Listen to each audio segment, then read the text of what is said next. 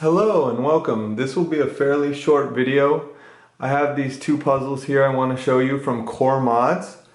This first one is called the Tangle cube, and obviously it's in its scrambled state right now. When it's solved, there's a string coming out of each side that its color corresponds with the color of its face.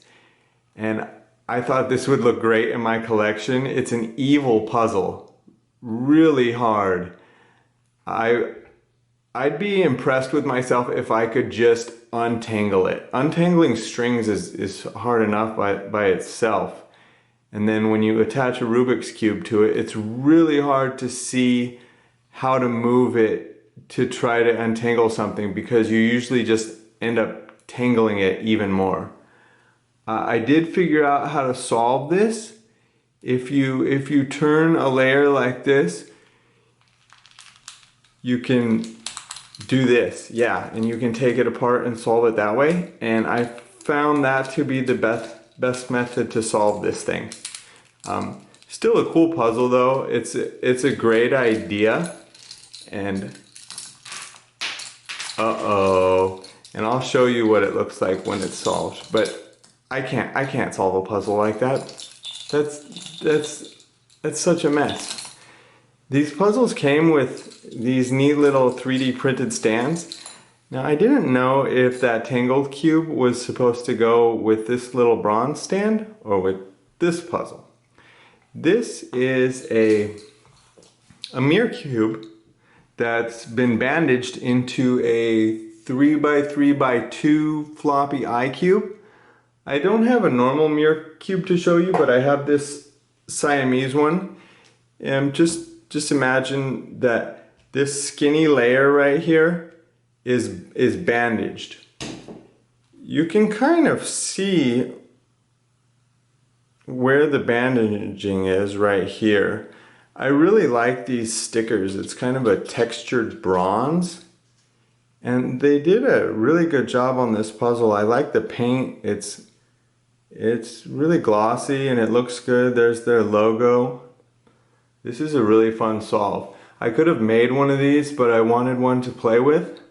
And I can see where the pieces are bandaged together, and it does give me a little visual cue of how to work with it. Fortunately, there is an edge bandaged to a center on these four sides, so those always just have to be turned down. And you can see where the bandaging is, even if you didn't have the cue of where the seams are, by turning a layer, and you can see that there's bandaging here. Otherwise you'd be able to turn this face. And the first part of the solve is pretty straightforward, pretty easy. You place these edges, and then what I do is I place these F2L pairs on the bottom. I don't necessarily put them in their spot, but I put them all to the bottom, and then I switch them around later. And that's straightforward, like I was saying. But then the hard part is when you get to the top layer. I solve a Rubik's Cube using beginner method. I know a few intuitive F2L moves, and I've recently discovered some 2-look OLL and 2-look PLL, and some of those algorithms work, but especially when it came down to cycling 3 edges, I had to look online at a video about a nightmare bandage cube, which has the bandage alternating. It would be like the center edge here, and then the corners up here would be bandaged to their edge, and then you'd have this center and edge, and then this edge and corner bandaged, and it would alternate like that, and you'd have to put it into a checkerboard pattern to solve it. Anyway, this gave me a great idea. I thought, I want to make some of my own bandage puzzles using mirror cubes. And so what I'm working on is this is the Meffert's bandaged cube. Every time I play with this, a tile comes off and I super glue it. Eventually they'll all be super glued on here. So I'm making a mirror cube into one of these, and it's difficult because all the centers are bandaged to an edge. And so that means that when you super glue things together, you have to drill a hole in the center. And I really wanted to minimize drilling holes. So here's the first centerpiece from the mirror cube that I'm working on. I'm using Shengshao mirror cubes. I ordered a few more too because there's so many different bandage puzzles and so many possibilities. I noticed this little center right here. It has a tiny little disc and a cap where you can pop that little cap off and reveal the screw. This was not enough to take apart the puzzle because unfortunately this center was also bandaged to another center, and I did drill a hole in this one. Not a big enough hole for the screw to come out, but just big enough to get a screwdriver in there. Here are the rest of the pieces after I've put epoxy sculpt on them. I am going to have a difficult time sanding and finishing these and then trying to fit the puzzle back together without disassembling these centers. So I will probably have to drill a hole in some of these.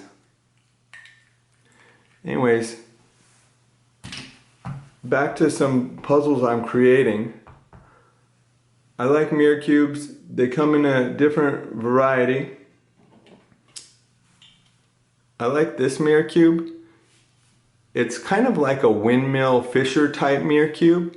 And what I like about this one is that each piece is unique. You have your different thicknesses and you have a different edge pieces and corners all the way around. So every piece on this puzzle is unique. And I thought I'd love to make some of these bandage puzzles using one of these. Well, I went online to order some and I thought I ordered some, but I ended up with these because I didn't look closely. It's easy to confuse them.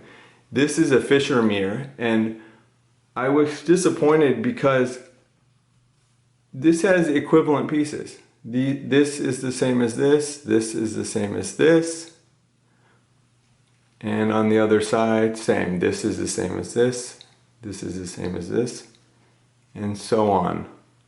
This with this with this. I'm not into that kind of solve. I don't really want equivalent pieces on a 3x3. I get that it's a little bit of an extra challenge. You're at the cross and you have, you know, just one that's flipped correctly or needs to be flipped, and it's like, oh no, what's the problem? Well, you got to go back and flip an edge. Which edge? Any one. It's kind of annoying. Similar to the way that super cubes, picture cubes, or shape mods, you have to rotate a center. And with this carbon fiber stuff, that did add the challenge of lining these up, because even though these are equivalent pieces, if they're in the wrong place with the carbon fiber stickers, the pattern isn't going the same direction, and that's annoying. It's tempting when solving these puzzles, when you get to the end, to just take the center cap off, turn it, and put it back. I know, it's bad. But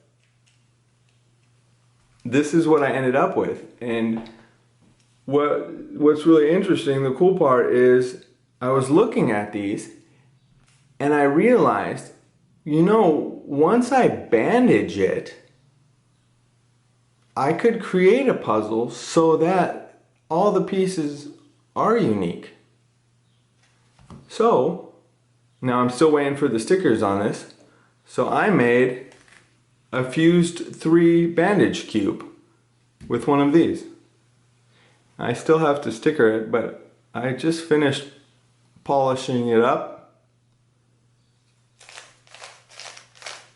And I'm not gonna paint it because it just looks so nice without paint, and once I put the stickers on, it'll have just a really smooth surface. The pieces I didn't bandage, I used Scotch-Brite on so it would be even. So yeah, I'm having a lot of fun creating puzzles, and the next video I make, I want to show you 3 more hand mods I made and about 6 other puzzles I finally finished stickering that were made with super glue. Just a variety of cuboids. I hope you enjoyed the video. Take care.